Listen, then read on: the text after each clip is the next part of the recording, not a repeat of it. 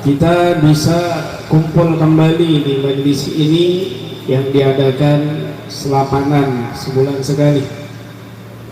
Jadi pengumumannya juga sekaligus hal para salihin, khususnya Al-Habib Muhammad bin Idrus Al-Habsyi dan menantu beliau Al-Habib Muhammad bin Ahmad Al-Mukhbar, dua wali Allah yang mewarnai Indonesia, terutama di dalam majlis-majlis ilmu, majlis-majlis haul. Karena Al-Habib Muhammad bin Idrus Al-Habsyi ini beliaulah yang pertama kali mentaksis, mengadakan haul-haul di Nusantara ini, lebih khusus haul Tegal di tahun 1345. Dan Al-Habib Muhammad bin Idrus Al-Habsyi juga menantunya Al-Habib Muhammad bin Ahmad Al-Mukhbar yang kemarin diadakan acaranya, haulnya setelah haul Solo Al-Habib, guru beliau juga Al-Habib Ali bin Muhammad bin Husain Al-Habsyi. Padahal wafatnya beliau Al-Habib Muhammad itu di tahun 12 Rabiul Tsani, sedangkan haul Al-Habib Ali Al-Habsyi 20 Rabiul Tsani.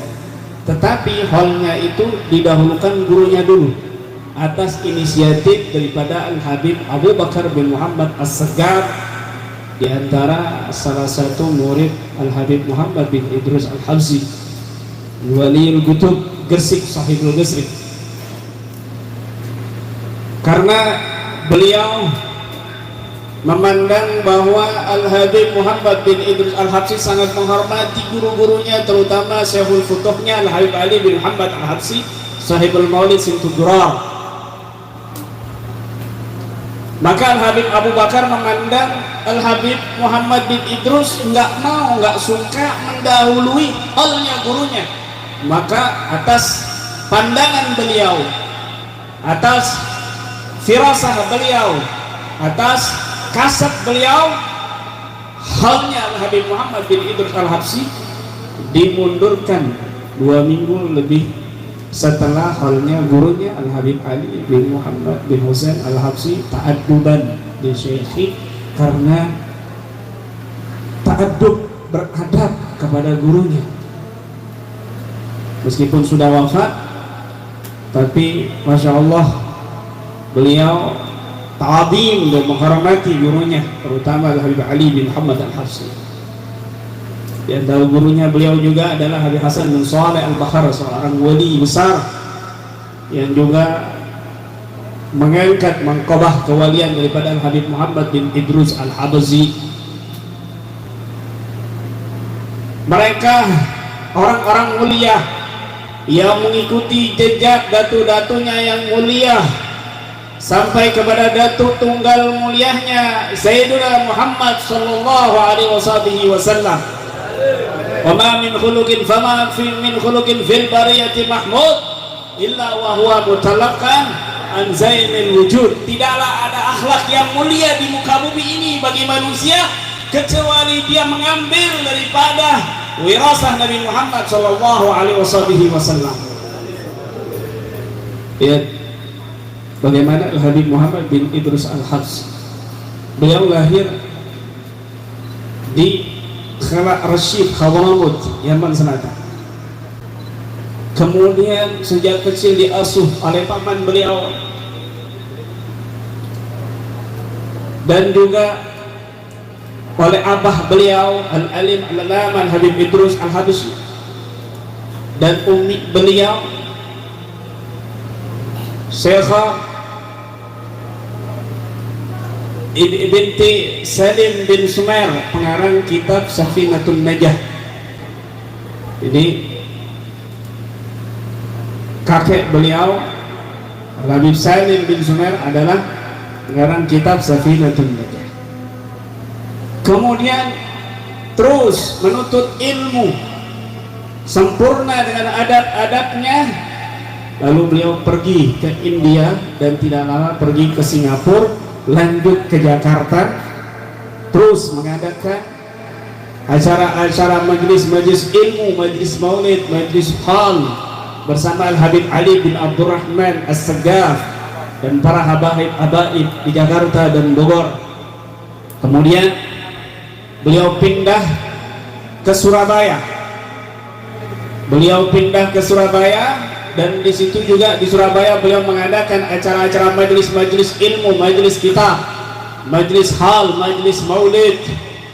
Terus hingga sampai saat ini tersebar semuanya berbagai macam rauha, berbagai macam majelis, dan seluruh para murid-murid, guru-guru, para kiai, para habaib memenuhi majelis beliau hingga sampai saat ini diteruskan oleh para turunan beliau Al-Habib Muhammad bin Idrus Al-Habsyi. Terkenal di Surabaya, beliau ini Abul Yatim wal Armalah, memelihara anak-anak yatim di rumah. Terus sampai dewasa, bahkan dinikahkan, diurusi pernikahan mereka para anak-anak yatim setelah dewasanya. Para janda diperhatikan. Kebiasaan beliau kalau ada tamunya ini dihormati luar biasa, dikasih makan nggak pandang bulu, terutama yang fugara, yang masakin, itu pulangnya diongkosi, bahkan dikasih oleh-oleh buat keluarganya. Kebiasaan yang baik daripada Al-Habib Muhammad bin Idrus Al-Habsyi Sahibul Hal. Terus demikian, dan beliau sering sekali memantau umat keluar dari rumah ke pasar-pasar, ke jalan-jalan. Suatu hari beliau ke satu tempat di mana tempat itu banyak perempuan yang buka aurat. Al-Habib Muhammad bin Idrus Al-Habsyi berkata di hatinya, "Ya Rabb, kenapa kau arahkan aku ke tempat ini? Banyak perempuan yang buka aurat." Tiba-tiba ada seorang yang pakaiannya biasa menegur Habib Muhammad bin Idrus Al-Habsyi. Padahal beliau kerentak di hati.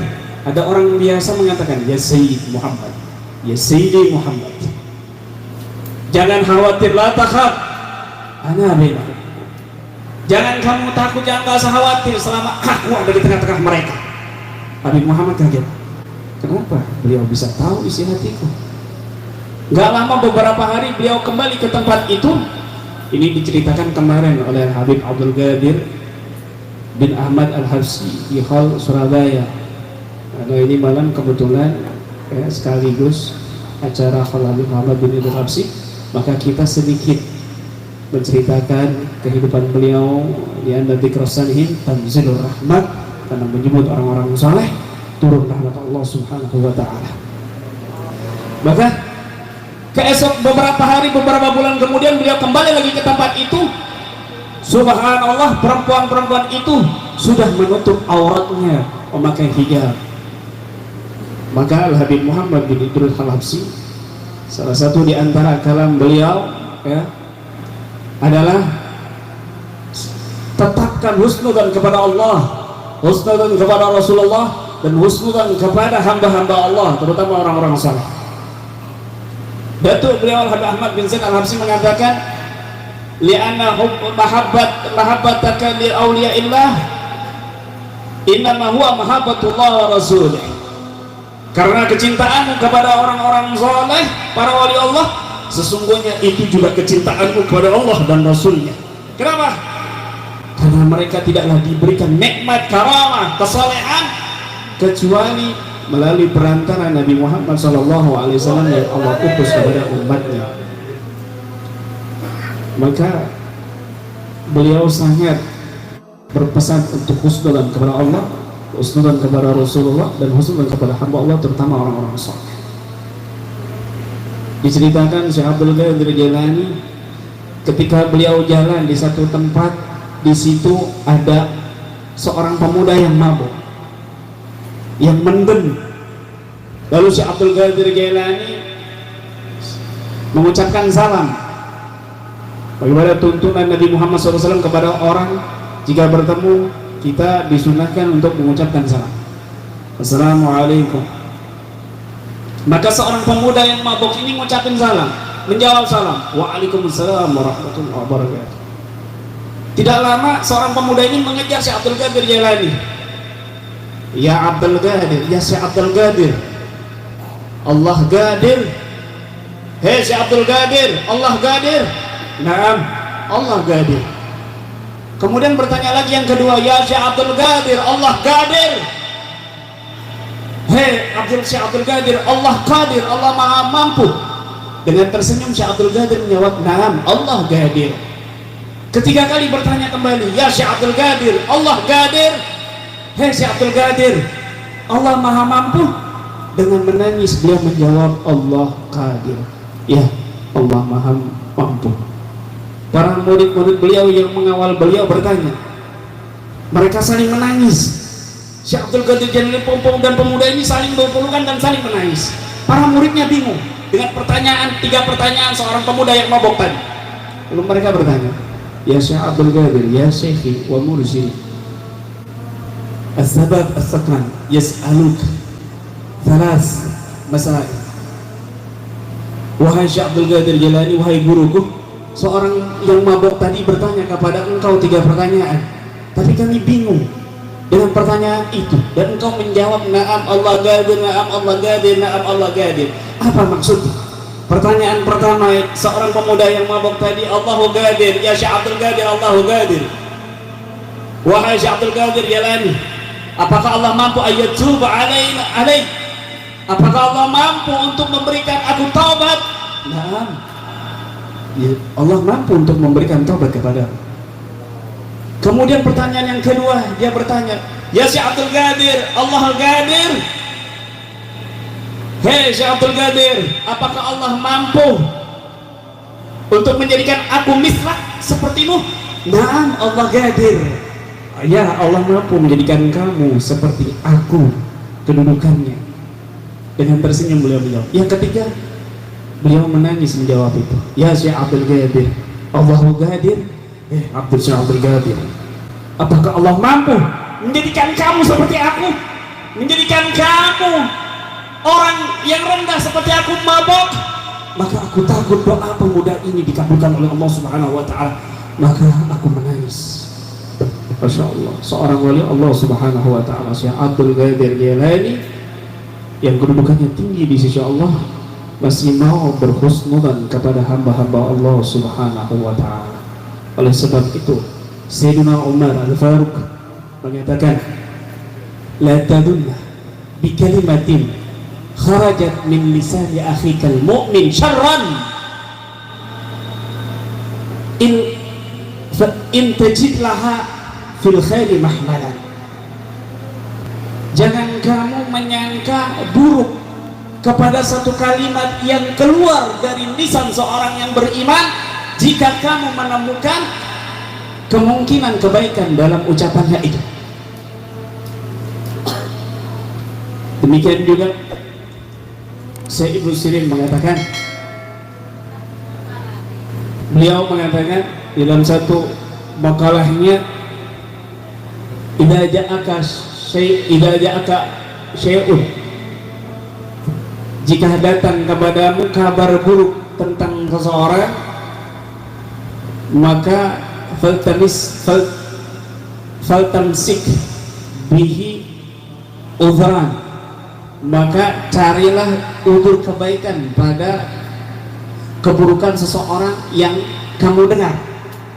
Fa in lam tajid fakul fi nafsik la'alla lahu udran la a'rifu. Kalau kamu nggak menemukan alasan kebaikan dari orang yang kau dengar keburukannya, maka katakan dalam dirimu, mungkin dia punya alasan yang aku tidak mengetahuinya. Masya Allah, pentingnya husnudzan. Suatu hari Imam Sufyan Al-Thawri di pasar bertemu dan melihat seorang pemuda yang minta-minta, tampan, masih bagus fisiknya, di hati beliau mengatakan, ini orang pemuda bagusnya, alangkah baiknya dia itu kerja, nggak usah minta-minta. Kemudian lewat di depan seorang pemuda yang minta-minta ini, subhanallah, seorang pemuda ini mengatakan, fa in tubdu fi anfusikum aghtufuhu yuhasibukum bihillah. Apa yang kau terangkan tentang yang kau bicarakan pada dirimu, di dalam hatimu, di dalam dirimu, atau kau sembunyikan, Allah akan tetap menghisabmu, menghitung. Tiba-tiba Sufyan Ats-Tsauri, yang Imam Sufyan Ats-Tsauri kaget, kenapa dia bisa mengetahui suara hatiku? Lalu bertobat dan mencium orang tersebut, orang itu langsung pergi. Masya Allah, di situ beliau mendapat ujian, beliau mendapat cobaan berat, sholat tahajudnya selama bertahun-tahun gara-gara suudzon kepada seseorang. Makanya beliau pernah mengatakan, aku pernah melihat orang menangis, lalu aku mengatakan di dalam diriku, orang ini riak menangis di depan orang-orang. Maka sejak saat itu aku diharamkan sholat tahajud selama 40 tahun.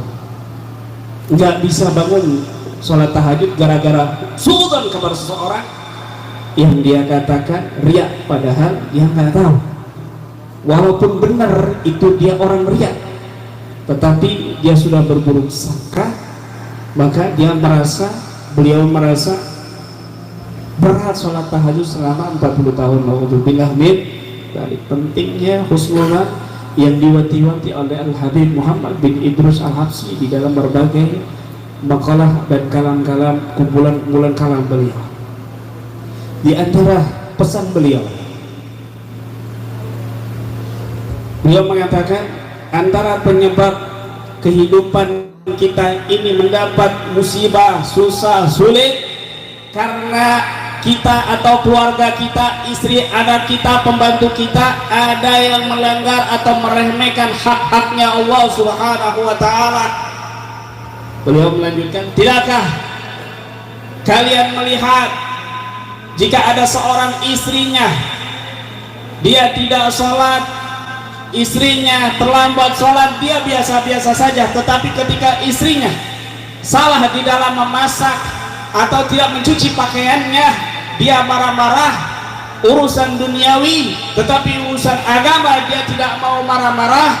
Maka ini adalah keburukan bagi seorang beriman yang seharusnya dia mempertahankan agamanya untuk Allah Subhanahu wa ta'ala, menerapkan semua syariat kepada keluarganya, menasihati keluarganya agar terus sampai kepada Allah Subhanahu wa ta'ala sehingga bahagia dunia dan akhirat. Itu diantara pesan daripada Al-Habib Muhammad bin Idrus Al-Habsyi.